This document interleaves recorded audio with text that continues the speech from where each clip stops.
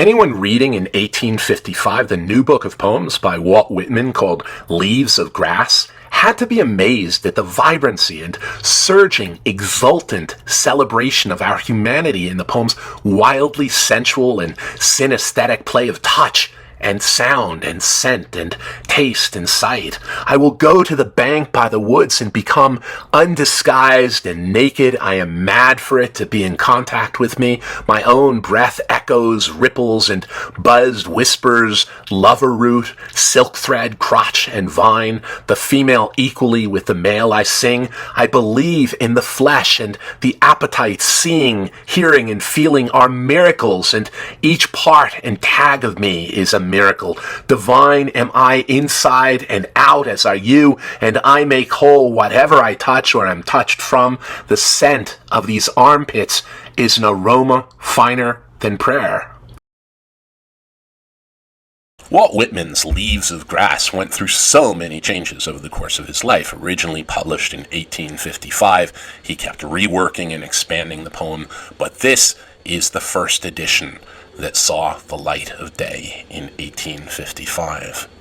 Leaves of Grass, Walt Whitman. I celebrate myself and sing myself in what I assume you shall assume, for every atom belonging to me as good belongs to you. I loaf and invite my soul. I lean and loaf at my ease, observing a spear of summer grass, houses and rooms full of perfumes. The shelves are crowded with perfumes. I breathe the fragrance myself and know it and like it. The distillation would intoxicate me also, but I shall not let it. The atmosphere is not perfume. It has no taste of the distillation. It is odorless. It is for my mouth forever. I am in love with it. I will go to the bank by the wood and become undisguised and naked. I am mad for it to be in contact with me.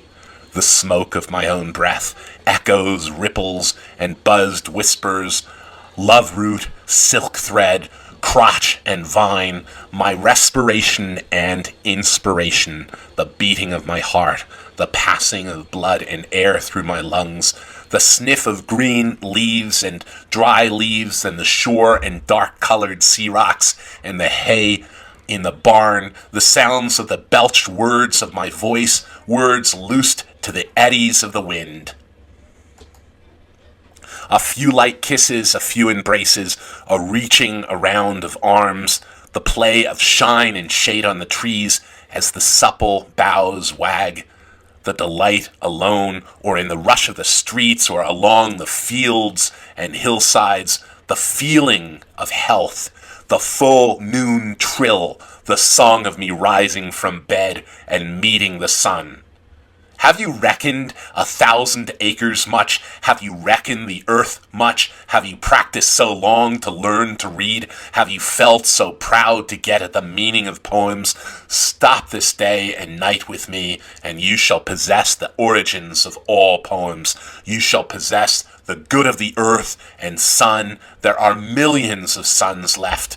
You shall no longer take things at second or third hand, nor look through the eyes of the dead, nor feed on the specters in books. You shall not look through the eyes either, but take things from me. You shall listen to all sides and filter them for yourself. I have heard what the talkers were talking, the talk of the beginning and the end, but I do not talk of the beginning or the end. There never was any more inception than there is now, nor any more youth or age than there is now, and will never be any more perfection than there is now, nor any more heaven and hell than there is now. Urge and urge and urge always the procreant urge of the world out of the dimness. Opposite equals advance, always substance, and always increase, always a knit of identity, always distinction, always a breed of life to elaborate, is no avail. Learned and unlearned feel that is so. Sure, the most certain sure, plumb in the upright well, entreated braces in the beam, stout as horse, affectionate, haughty, electrical. And I and this mystery, here we stand, Clear and sweet is my soul, and clear and sweet is all that is not my soul. Lack one lacks both, and the unseen is proved by the seen, till that becomes unseen and receives proof in turn, showing the best and dividing it from the worst. Age vexes age, knowing the perfect fitness and equanimity of things. While they discuss, I am silent and go bathe and admire myself. Welcome is every organ and attribute of me, and any man hearty and clean. Not an inch nor a particle of an inch is vile, and none shall be less familiar than the rest. I am satisfied. I see, dance, laugh, sing, as God comes a loving bedfellow and sleeps at my side all night, and close on the peep of the day, and leaves from me baskets covered with white towels, bulging the house with their plenty. Shall I postpone my acceptation and realization, and scream at my eyes that they turn from gazing after and down the road, and forthwith cipher and show me to assent exactly the contents of one and exactly the contents of two, and which is ahead? Trippers and askers surround me, people I meet, the effect upon me of my early life, the ward in the city I live in, of the nation, the latest news, discoveries, inventories, societies, authors old and new, my dinner, dress, associates, looks, business, compliments, dues, the real or fancied indifference of some men or women I love, the sickness of one of my folks or myself, or ill-doing, or loss, or lack of money, or depression, or exaltations. They come to me days and nights and go from me again, but they are not the me, myself. Apart from the pulling and hauling stands what I am, stands amused, complacent, passionating, idle, unitary, looks down, is erect, bends an arm on an implacable certain rest, looks with its side-curved head curious what will come next, both in and out of the game, and watching and wondering at it. Backwards I see in my own days where I sweated through fog with linguists and with contenders. I have no mockings or arguments. I witness and wait. I believe in you, my soul. The other I am must not abase itself into you, and you must not be abased to the others. Loaf with me on the grass. Lose the stop from your throat. Not words, not music or rhyme I want, not custom or lecture, not even the best. Only the lull I like, the hum of your valved voice. I mind how we lay in June, such a transparent summer morning. You settled your head athwart my hips and gently turned over upon me and parted the shirt from my bosom bone and plunged your tongue to my bare stripped heart and reached till you felt my beard and reached till you held my feet. Swiftly arose and spread around me the peace and joy and knowledge that pass all the art and argument of the earth. And I know that the hand of God is the elder hand of my own, and I know that the Spirit of God is the eldest brother of my own, and that all the men ever born are also my brothers, and the women my sisters and lovers, and that a kelson of the creation is love, and limitless are leaves, stiff or drooping in the field, and brown ants in the little wells beneath them, and mossy scabs of the worm force, heaped stones and elder and mullein and pokeweed. A child said, "What is the grass?" fetching it to me with full hands. How could I answer the child? I do not know what it is any more than he. I guess it must be the flag of my disposition, out of hopeful green stuff woven, or guess it must be the handkerchief of the Lord, a scented gift and remembrancer designedly dropped, bearing the owner's name some way in the corners, that we may see and remark and say, whose? Or I guess the grass itself is a child, the produced babe of the vegetation. Or I guess it is a uniform hieroglyphic and means sprouting alike in broad zones and narrow zones, growing among black folks as white folks, Canuck, Tuckahoe, Congressman, Cuff. I give them all the same. I receive them all the same. and now it seems to me the beautiful, uncut hair of grays. Tenderly I will use you curling grass. It may be you transpire from the breasts of young men. It may be that if I had known them, I would have loved them. It may be you are from old people or from women and from offspring taken soon out of their mother's laps, and here you are the mother's laps.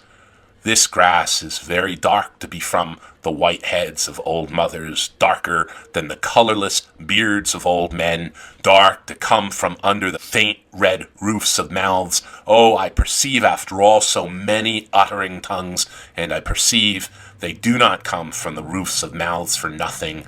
I wish I could translate the hints about the dead young men and women, and hints about old men and mothers and the offspring taken soon out of their laps. What do you think has become of the young and old men? What do you think has become of the women and the children? They are alive and well somewhere. The smallest sprouts show they are really no death. And even if there was, it led forward life and does not wait at the end to arrest it, and ceased the moment life appeared. All goes onward and outward, and nothing collapses, and to die is different from what anyone supposed, and luckier. Has anyone supposed it lucky to be born? I hasten to inform him or her that it is just as lucky to die, and I know it. I pass death with the dying and birth with the new-washed babe, and am not contained between my hat and boots, and peruse manifold objects, no two alike, and everyone good, the earth good, and the stars good, and their adjuncts all good. I am not an earth nor an adjunct of the earth. I am the mate of the companion of people, all just as immortal and fathomless as myself. They do not know how immortal, but I know. Every kind for itself and its own. For me, the mind, males and female. For me, all that have been boys and that love women. For me, the man that is proud and feels how it stings to be slighted. For me, the sweetheart and the old maid. For me, the mothers and the mothers and the mothers of mothers. For me, the lips that have smiled, eyes that have shed tears. For me, children and the begetters of children. Who need be afraid of the merge? Undrape.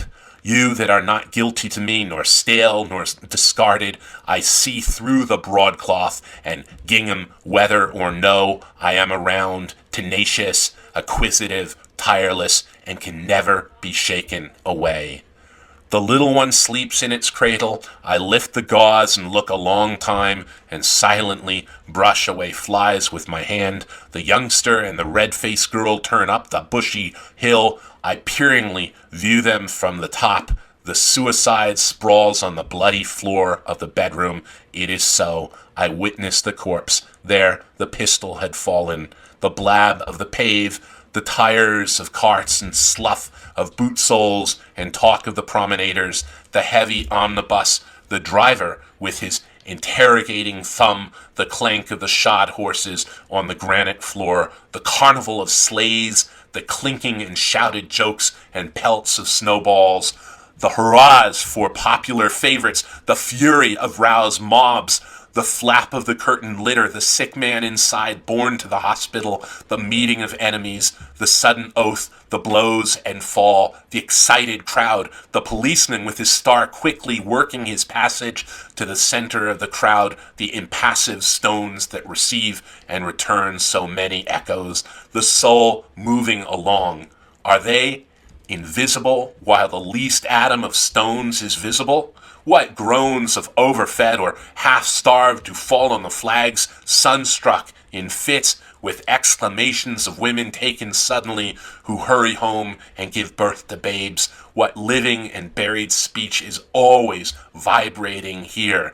What howls restrained by decorum? Arrests of criminals, slights, adulterous offers made, acceptances, rejections with convex lips.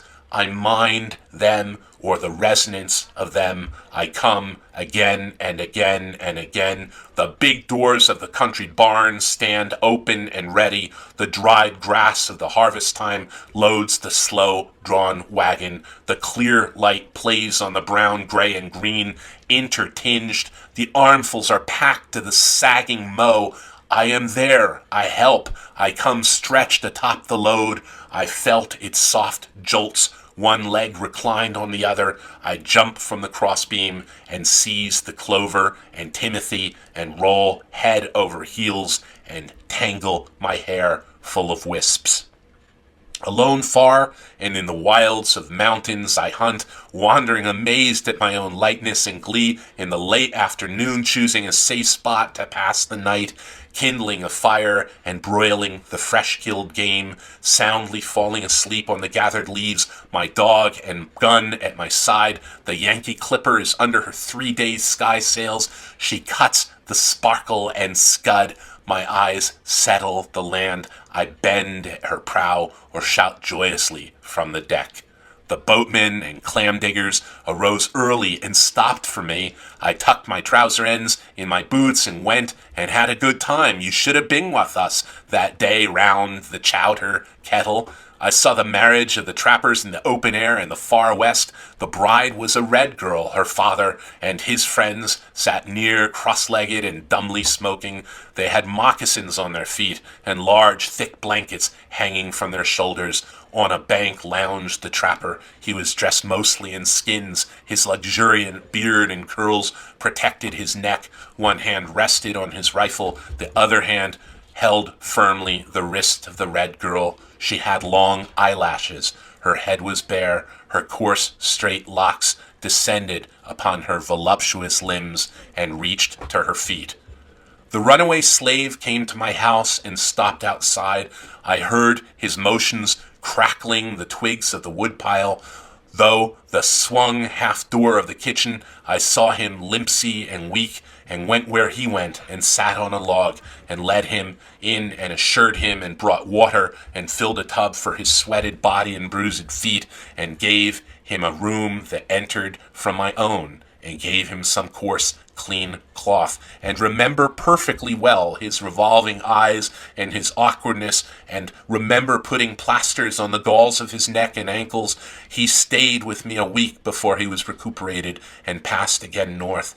I had him sit next to me at the table. My firelock leaned in the corner.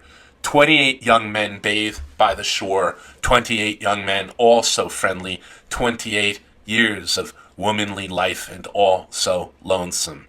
She owns the fine house by the rise of the bank. She hides, handsome and richly dressed, aft the blinds of the window. Which of the young men does she like best? Ah, the homeliest of them is beautiful to her. Where are you off to, lady? For I see you. You splash in the water there, yet stay stock still in your room. Dancing and laughing along the beach came the 29th bather. The rest did not see her, but she saw them and loved them. The beards of the young men glistened with wet. It ran from their long hair. Little streams passed all over in their bodies. The unseen hand also passed over their bodies. It descended tremblingly from their temples and ribs. The young men float on their backs. Their white bellies swell to the sun. They do not ask who seizes fast to them. They do not know who puffs and declines with pendant and bending arch. They do not think whom they souse with spray. The butcher boy puts off his killing clothes or sharpens his knife at the stall in the market. I loiter and enjoy his repartee and shuffle and break down. Blacksmiths with grimed and hairy chests environ the anvil. Each has his main sledge. They're all out. There's a great heat in the fire. From the cinder-strewed threshold, I follow their movements. Their lithe sheer of their waists plays even with their massive arms. Overhand, the hammers roll. Overhand so slow, overhand so sure. They do not hasten. Each man hits his place. The Negro holds firmly the reins of his 4 horses. The block swags underneath on its tied-over chain. The Negro that drives the huge dray of the stone yard, steady and tall, he stands poised on one leg On the string piece his blue shirt exposes his ample neck and breast and loosens over his hip band. His glance is calm and commanding. He tosses the slouch of his hat away from his forehead. The sun falls on his crispy hair, and mustache falls on the black of his polished and perfect limbs. I behold the picturesque giant and love him. And I do not stop there. I go with the team also. It is the caresser of life, wherever moving, backward as well as forward slewing, to niches aside and junior bending, oxen that rattle the yoke or halt in the shade. What is that you express in your eyes? It seems to me more than all the print I have ever read in my life.